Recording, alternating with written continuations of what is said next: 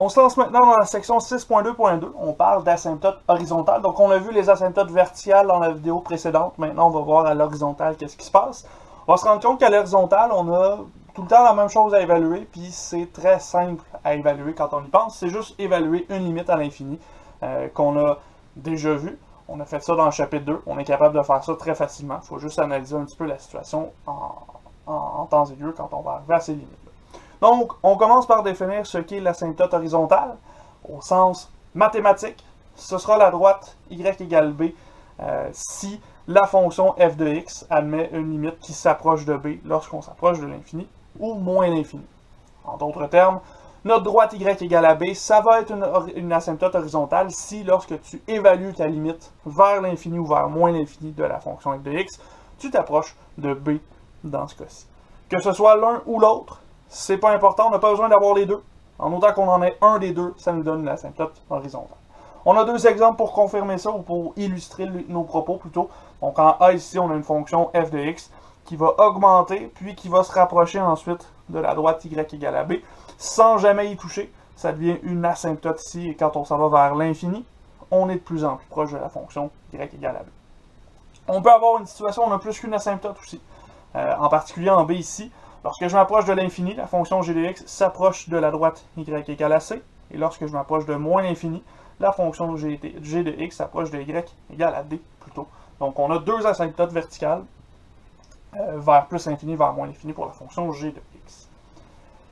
Ceci étant dit, il n'y a pas grand-chose de plus à se dire là-dedans avant qu'on se lance dans nos limites, dans nos asymptotes horizontales. Donc, on va se lancer tout de suite avec quelques calculs de limites à l'infini, juste pour se rappeler comment est-ce qu'on faisait ça, pour être capable d'aller chercher nos asymptotes éventuellement. Donc, question éclair 6.5, je vous laisse essayer ça, faites ça sur un bout de papier. Si jamais vous avez vraiment de la misère à les faire, là, allez voir dans le chapitre 2, dans votre manuel, on a vu comment solutionner ces problèmes-là. En gros, là, c'est de lever l'indétermination infinie sur l'infini qui va nous être utile dans ces deux cas-ci. Donc, essayez ça, on se revoit dans un instant. On y va avec le A ici, limite lorsque x tend vers l'infini de 2x plus 5 sur 3x moins 2. Si vous remplacez par l'infini ici dans votre calcul, vous allez avoir 2 fois l'infini plus 5, donc l'infini au numérateur, sur 3 fois l'infini moins 2, donc l'infini au dénominateur. Infini sur infini, c'est une forme indéterminée, donc il va falloir lever l'indétermination. Dans ce cas-ci, la méthode facile pour lever notre indétermination, ce sera de mettre un x en évidence. X fois 2 plus 5 sur x. Et en dessous, x fois 3 moins 2 sur x. Et ici, si je simplifie mes x ensemble, il me reste la limite lorsque x tend vers l'infini de 2 plus 5 sur x divisé par 3 moins 2 sur x. Et là, si je remplace x par l'infini, tout va se simplifier. 5 sur x va devenir 5 sur l'infini, donc 0. 2 sur x va devenir 0 aussi. Ça veut dire que je vais obtenir 2 tiers pour cette limite à l'infini. On se rappelle que le truc ici, c'était de lever l'indétermination en simplifiant des x entre eux. On aurait pu utiliser d'autres méthodes pour ça, utiliser de la factorisation, on aurait pu utiliser le conjugué. Ici, on a seulement fait une mise en évidence en haut et en bas pour faire sortir le x qui était problématique. En B, on a un problème similaire, mais cette fois-ci, on va avoir une racine carrée. Donc, on va se rappeler de quelque chose en particulier qui est nécessaire pour pouvoir évaluer ces limites-là ici. En particulier, si je veux faire lever l'indétermination infini sur infini, dans ce cas-ci, moins l'infini sur l'infini, on va avoir à sortir un x carré pour l'envoyer à l'extérieur de notre racine carrée. Donc, pour faire ça, on va commencer par mettre en évidence au-dessus. On a un x fois 2 plus 5 sur x. Ça, c'est comme tantôt. Il n'y a rien de nouveau. Mais dans notre racine, on va mettre un x au carré en évidence. Il va nous rester 1 moins 1 sur x au carré. Et là, ici, comme on a la racine carrée de deux éléments qui se multiplient, on peut appliquer la racine sur le x au carré et la racine sur la parenthèse. Racine sur le x au carré, ici, ça va avoir pour effet de faire disparaître le exposant 2. Mais il ne faut pas oublier qu'une racine carrée d'un exposant au carré, ça nous fait apparaître la valeur absolue de x. Il ne faut pas l'oublier ici parce que si vous l'oubliez, c'est certain que vous n'avez pas la bonne réponse. Il faut absolument sortir la valeur absolue pour pouvoir avoir la bonne solution dans ce problème-ci. On garde notre parenthèse, notre racine carrée plutôt comme prévu. Et là, à ce moment-ci, j'ai oublié mon moins. Et là, à ce moment-ci, on va analyser dans quel sens s'en va notre x pour savoir si la valeur absolue de x nous intéresse comme étant positive ou négative ici. Comme on s'approche de moins l'infini, la valeur absolue de x va devenir moins x. Et donc la limite, lorsque x s'approche de moins l'infini, de x fois 2 plus 5 sur x sur moins x, racine de 1 moins 1 sur x au carré. Et là, ici, mes x vont s'annuler. Et je peux évaluer ma limite. 5 sur x va devenir 0. 1 sur x carré va devenir 0. Donc, je vais avoir 2 sur moins la racine de 1. Donc, moins 2 pour cette limite-ci. Et encore une fois, ça vient du fait qu'on avait une indétermination au début. On a sorti un x en haut et sorti un x au carré de notre parenthèse sous la racine pour sortir une valeur absolue. On n'oublie pas, hein? Racine carrée d'un exposant au carré, ça nous donne la valeur absolue de notre variable. Si vous oubliez ça, vous n'y arriverez pas pour solutionner le problème. Et à ce moment-là, on peut analyser la valeur absolue pour savoir si ça va être négatif ou positif. Et ça va nous donner moins 2 dans ce cas-ci. Ensemble, l'exemple 6.8, dans ce cas-ci, on va avoir à évaluer nos limites sur la fonction f de x à l'infini pour trouver des asymptotes horizontales de cette fonction-ci. La fonction f de x, on l'a vu tantôt. On est allé chercher des asymptotes verticales sur cette fonction-là. On s'est rendu compte qu'il y en avait une seule. Maintenant, on va voir, est-ce qu'il y a des asymptotes horizontales pour f de x. Dans ce cas-ci, asymptote horizontale, ça veut dire que j'ai besoin de ma limite lorsque x s'approche de moins l'infini de la fonction x carré plus x moins 2 sur x carré plus 5x plus 6. Ici, je vais avoir une forme à déterminer. Parce que j'ai moins l'infini au carré, moins l'infini, moins 2. Donc, j'ai infini, moins l'infini au numérateur. Puis, en dessous, j'ai l'infini, moins l'infini encore. Donc, j'ai des formes à déterminer ici. Je veux solutionner ce problème-là en levant l'indétermination. On a vu dans le chapitre 2 que ce qu'on pouvait faire souvent avec ce genre de problème-ci, c'est d'aller mettre la plus grande puissance de x en évidence. Donc, ici, x carré au numérateur, donc plus, fois 1 plus 1 sur x moins 2 sur x au carré. Et x carré aussi au dénominateur. Donc ensuite, il va me rester 1 plus 5 sur x plus 6 sur x au carré. À ce moment-là, mes x carrés vont s'annuler. Et lorsque je vais évaluer jusqu'à moins l'infini, je vais avoir 1 sur moins l'infini qui me donne 0, 2 sur l'infini qui me donne 0, 5 sur x qui me donne 5 sur moins l'infini qui me donne 0, 6 sur l'infini qui me donne 0. Donc, les 4 termes au bout vont s'annuler. Il va me rester 1 sur 1, qui est égal à 1 finalement pour cette limite-ci. Donc, je viens de me rendre compte que lorsque on s'approche de moins l'infini, la fonction s'approche de 1, ce qui veut dire que y égale à 1 est une asymptote horizontale de f de x. Ça ici, ça fait le tour pour le côté x négatif. On va aller chercher le côté x positif, donc limite lorsqu'on s'approche de l'infini pour le x, encore une fois de x au carré plus x moins 2 sur x au carré plus 5x plus 6.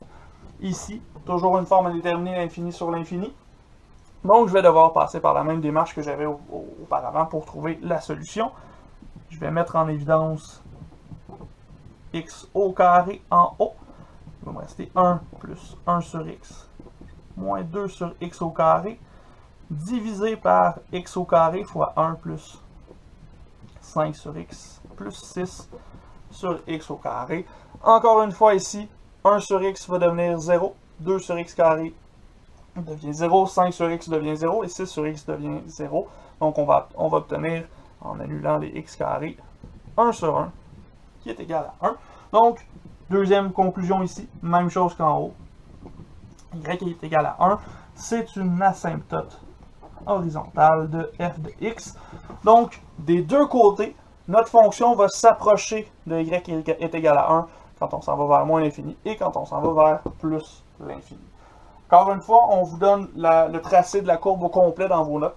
allez voir ça, on voit qu'il y a effectivement une asymptote verticale en grec qui est égale à 1, autant dans les négatifs que dans les positifs, parce que nos limites des deux côtés s'approchent de 1, et ça c'est la définition d'une asymptote horizontale, comme on l'a vu juste avant dans cette vidéo-ci. Ceci étant dit, je vous laisse essayer la question de classe 6.6.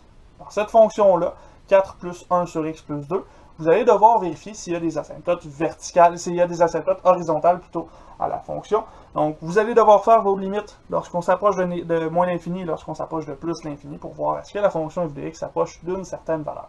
Dans ce cas-ci, vous devriez trouver une valeur assez évidente et ça devrait être assez rapide comme solution pour votre problème. Donc, on va regarder ça ici. F de x est égal à 4 plus 1 sur x carré. Je vais essayer de faire mes limites des deux côtés. Donc, limite lorsque j'approche de moins l'infini de cette fonction-là, 4 plus 1 sur x plus 2. Je vais fermer ma parenthèse. Dans ce cas-ci, j'ai la limite de deux fonctions qui s'additionnent. Donc, j'ai la limite de x s'approche de moins l'infini de 4 plus la limite lorsque x s'approche de moins l'infini de 1 sur x plus 2. Limite de 4, c'est 4. Il n'y a rien de spécial à faire ici. Et la limite de 1 sur x plus 2, ben ici, si je remplace par moins l'infini dans mon équation, 1 sur moins l'infini plus 2, ça me donne 1 sur moins l'infini, qui va me donner 0. Donc, 4 plus 0 est égal à 4. Ce qui veut dire que y égale à 4 est une asymptote horizontale de f de x.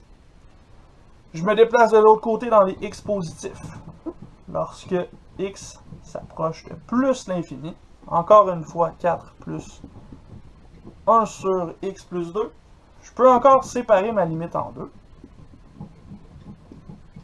4, limite de 4 plus la limite de 1 sur x plus 2. La limite de 4, c'est toujours égal à 4. Et la limite de 1 sur l'infini plus 2, 1 sur l'infini, c'est 0. Donc, on a 4 plus 0 qui nous donne 4. Même conclusion qu'auparavant. Y égale 4 est une asymptote horizontale de f de x. Donc, dans ce cas-ci, la fonction qu'on avait ici, on avait une fonction avec une valeur constante 4 plus une certaine fraction sur x plus 2. Plus x augmente, plus x plus 2 augmente, plus 1 sur x plus 2 diminue. Donc, plus je m'éloigne dans les x positifs, plus je m'approche de 0 pour le terme que j'additionne. Donc, je m'approche de 4 au final pour la fonction f de x. Et dans ce cas-ci, vous auriez pu être tenté par mettre tout ça sur le même dénominateur. Si vous avez fait ça, ça a été un petit peu plus long. Vous avez dû passer par plus d'étapes de simplification. Ça se fait aussi, mais c'est un petit peu plus long. Dans ce cas-ci, on peut analyser la fonction puis se rendre compte que de séparer notre limite en deux, c'était peut-être plus judicieux pour obtenir la réponse de cette limite-ci. Donc, il nous reste un exemple à faire. Je vous laisse faire des exercices et on aura terminé pour nos asymptotes horizontales. On fait l'exercice, l'exemple 6.9, cette fois-ci, fonction f de x qui est égale à 10 moins 3 fois e exposant 0,2x. Et là, ici, avant d'aller plus loin, on va changer un petit peu l'écriture de notre fonction comme étant 3 fois e exposant 0,2 exposant x. On peut faire ça avec les propriétés des exposants. Pourquoi est-ce que je fais ça? Parce que je vais avoir une base exponentielle ici qui va être plus explicite et cette base-là va nous permettre de solutionner nos limites très facilement. Parce que je vous rappelle que des limites d'exponentielle, on n'a pas beaucoup de choix, soit ça donne l'infini, soit ça donne 0, selon le cas de notre base et de l'exposant qu'on lui met, donc le plus l'infini ou moins l'infini dans ce cas-ci. Ceci étant dit, on veut quand même s'intéresser aux asymptotes horizontales de f de x. Donc ici, j'ai besoin d'aller trouver la limite lorsque je m'approche de moins l'infini de la fonction 10 moins 3 fois e exposant 0,2 exposant x. Et dans ce cas-ci, un peu comme tantôt, je vais séparer ma limite en deux.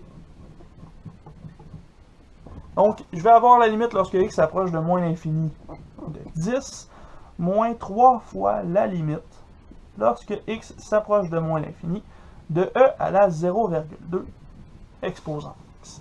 Là, ce qui s'est passé, c'est que j'ai séparé ma limite en deux et j'ai sorti mon 3 à l'avant de ma limite parce que c'est une constante qui multiplie une fonction. Donc, je peux faire ça ici. Je peux sortir cette constante-là de la limite. Ceci étant dit, maintenant, la limite de 10, c'est super facile. C'est égal à 10.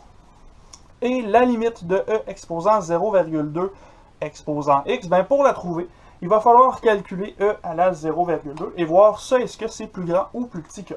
Donc, on fait e à la 0,2. Prenez votre calculatrice, allez calculer ça. Et vous devriez obtenir environ 1,22 pour cette base-là.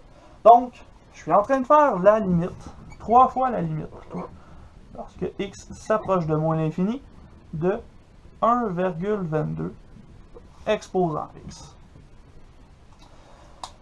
Donc, j'ai une base qui est plus grande que 1, que je fais exposant moins l'infini. Si on retourne dans nos propriétés des limites exponentielles, on va se rendre compte que cette limite-là, ici, par la propriété numéro 17, va nous donner 0.